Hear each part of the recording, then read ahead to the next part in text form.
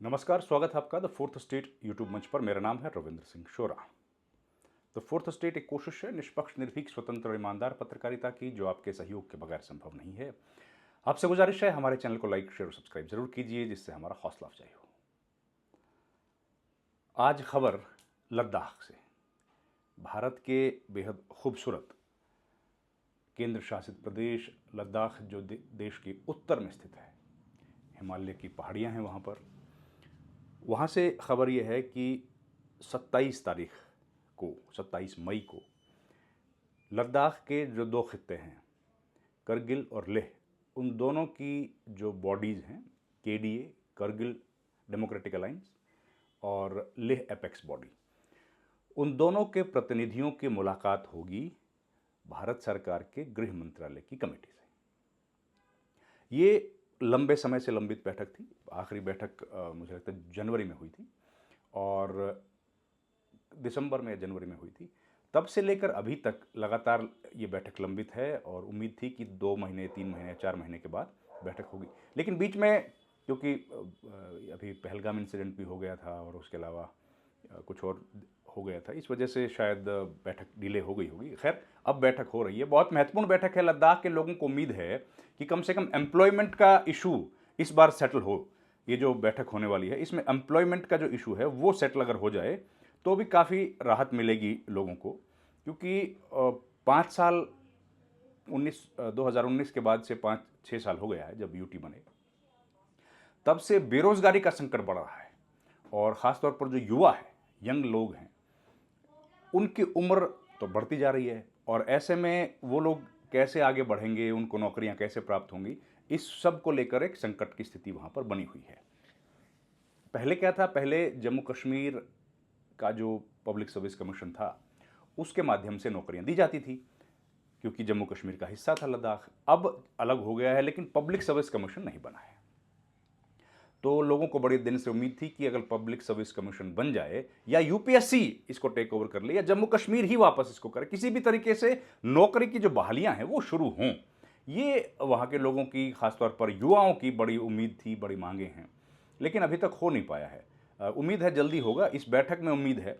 तो एक खबर है, मैं थोड़ा पहले पढ़ के बताता हूँ, उसके बाद हम लोग विश्लेषण करेंगे इस पर। तो ये खबर पीटीआई ने छापी है। With the next meeting of the groups from Ladakh with the Home Ministry panel to be held on 27 May, representative from Leh and Kargil hoped that they will arrive at some conclusion over the issue of employment. वही देखिए, नौकरी का मसला आज की तारीख में पूरे देश में बहुत महत्वपूर्ण है, लद्दाख में बहुत ज़्यादा महत्वपूर्ण है। देखिए, क्योंकि उस तरह की इंडस्ट्रीज लद्दाख में नहीं है।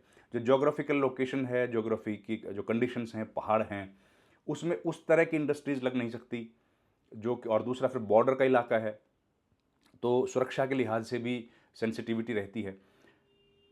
सबसे बड़ा जो वहाँ कारोबार है, धंधा है, वो है टूरिज़्म। तो टूरिज़्म में जितनी कमाइयाँ होती हैं वही एक महत्वपूर्ण है। लेकिन बीच में जो पहलगाम का इंसिडेंट हुआ, तो उसका असर लद्दाख पर भी पड़ा, उसके टूरिज़्म पर भी पड़ा। तो ले एपेक्स बॉडी और Kargil KDA will meet the home minister panel under the ministry of state on 27 May. Chering Dorje Lakruk, president of Ladakh Buddhist Association, बड़े नेता हैं, told PTI that he hoped the talks will be taken forward from where they have left in the last meeting and the issue of employment would be settled.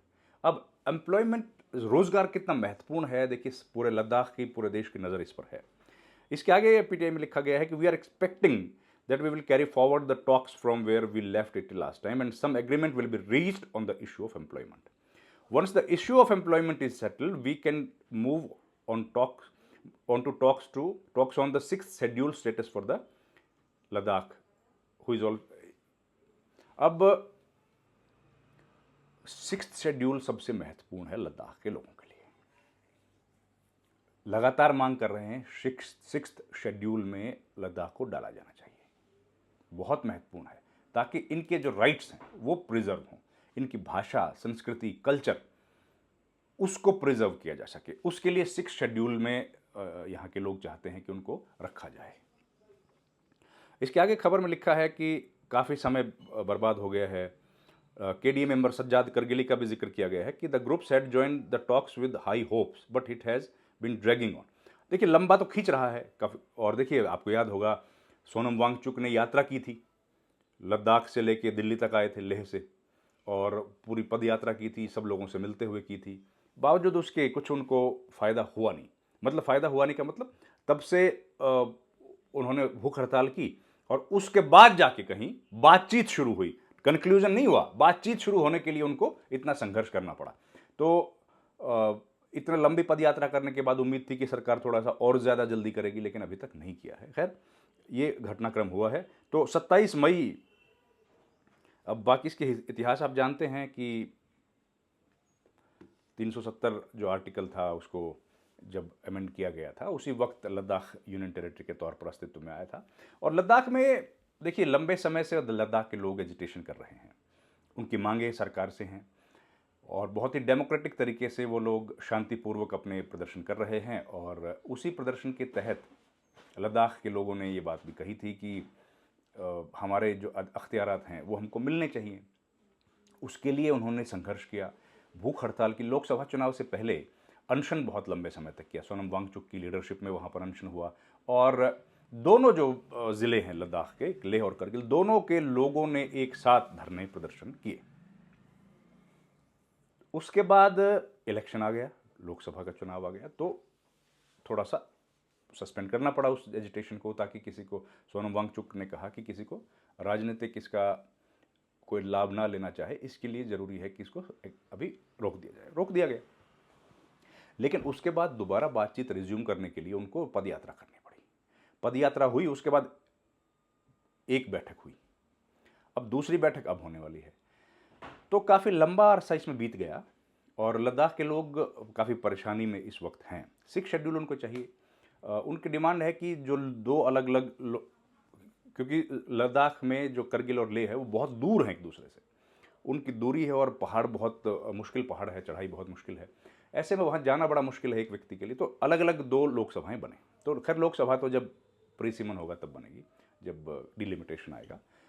लेकिन उनका ये demand था कि लद्दाख जो है वो लेजिस्लेचर विद यूटी होना चाहिए।